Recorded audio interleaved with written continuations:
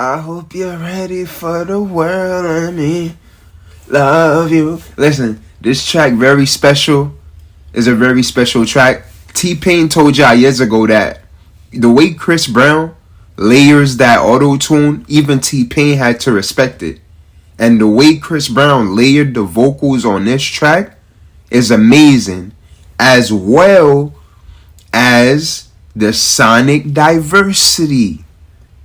Y'all, the sonic diversity, Chris Brown came out like this, man. Chris Brown is another highly experimental artist, and this song, it's sounding like I can't even put his music in a genre anymore. Like when he does stuff like this, it's like his own lane of world RnB.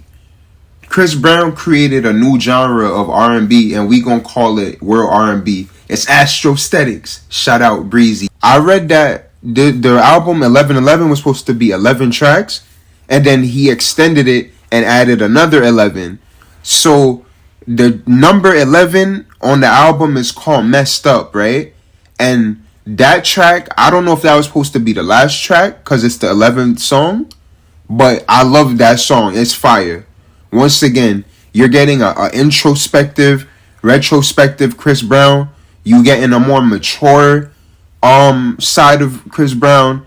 And I'm just like, yo, like when it comes to as artists get older, adjusting to their content and the age differentiation with their fans, I think that Chris Brown is navigating amazingly through that dimension right now. And this album is still a high 9 for me. 13, Chris Brown 1111 is called Moonlight. Y'all, the songwriting, right? Y'all hear Chris Brown talking about Nirvana, girl, you gotta. You hear Chris Brown talking about Mars and Venus and exploring with new subject matter.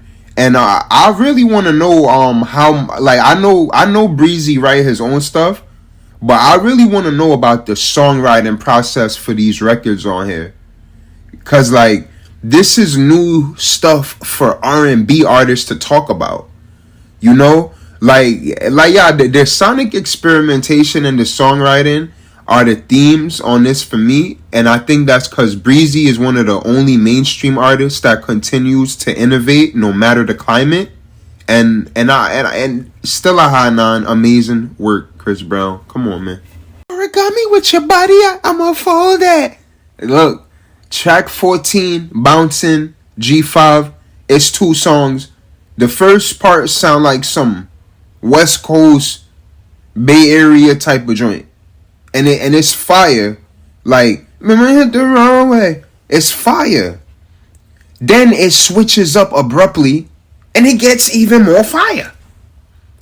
And then the second part of this song, G5, it deadass sound like it's like a ballad, but the songwriting, like the lyrics, it's not really a ballad, but it's like a soulful switch up from the first part of the song. And y'all know I love innovative unorthodox music switch up like that. Alright, great work, Breezy. You say you hate me, but you me the same day. Just make up your mama. Yo, look, track 15 is fire. This is my second favorite joint on the album. Like, not just another R&B song, right? Like the theme of the song is amazing. The wittiness of it is amazing. The substance in it is amazing. The psychological layout of how he's arranging the music is amazing. Y'all, this album is honestly a high 9. Like, so far, look, this album is probably the best album that I heard of the year so far. Like, I'm being dead ass. You feel what I'm saying? Like, I'm just keeping it a bean. Like, the experimentation, the songwriting, everything is top par, alright? Make sure y'all subscribe. No funny, this Make Up Your Mind song, like, yo, I could hear any major pop star singing this song. Like, that's how universal Chris Brown's music is. Like, no funny, I could hear Britney Spears on that hook. I could hear Justin Timberlake on this remix. I could hear Jason Derulo on this. You get what I'm saying? Like, it's universal. Just and it sound like some pop star R&B. Like, yo, when he performs this, I'm telling y'all, everybody's gonna. I feel like even the music videos, like I want to see the art direction for this music, cause I know that it's gonna take it to another level. Make sure y'all subscribe. Let's get it. Stuttering. Look, fire song again. Now this song Stutter right here, it give me old Chris Brown vibes. Like, I feel like if this was on Exclusive, it would give me a different vibe. Y'all know Exclusive is Chris Brown's second album, right?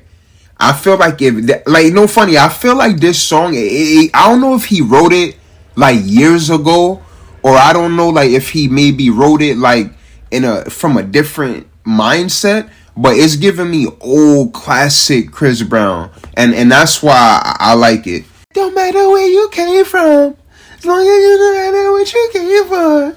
I Need a Friend, the next track. I love this track right here because the meaning of it, you know, like multiple songs on here are so multi-dimensional and open to interpretation, as all music is. But I feel like Need a Friend on this track, on this album, I feel like it's, out of all of them, it's like a universal recreational song. Like, there's so much different avenues and different routes to go with it, and that's why I like it. Yo, look, I'm gonna keep it a bean with y'all. I feel like this new era of Chris Brown, this is like one of my favorite phases to see any artist in, because I feel like all R&B artists can like learn how to expand their lyrical palette and innovate. Cause for real, like, I was looking at some R&B songs lyrics the other day, and I really was like, yo, these lyrics are not saying a word. It's like that, yo, you know, Lil Wayne said something like that years ago, and now I understand what he means. Just because you can sing, that's cool, but make sure you're saying something.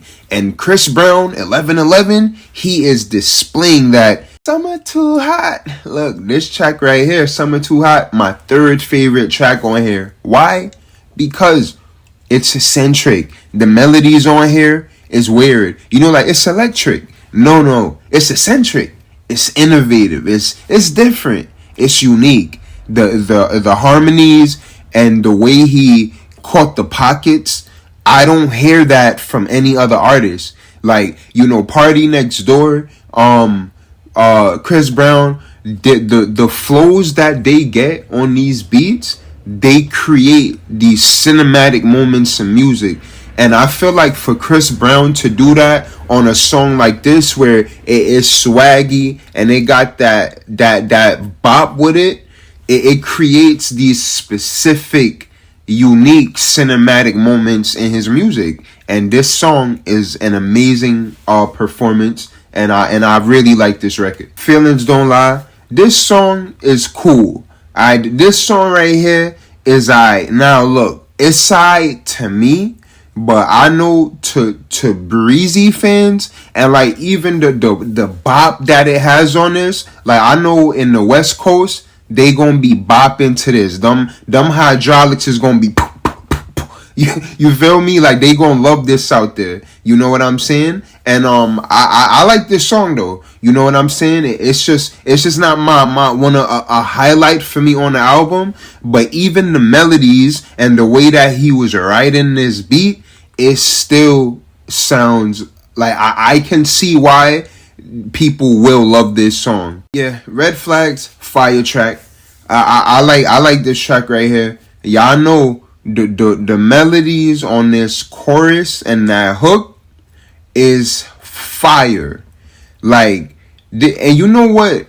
I don't know why he didn't put this joint on the beginning of the album, cause this track sound like a hit to me.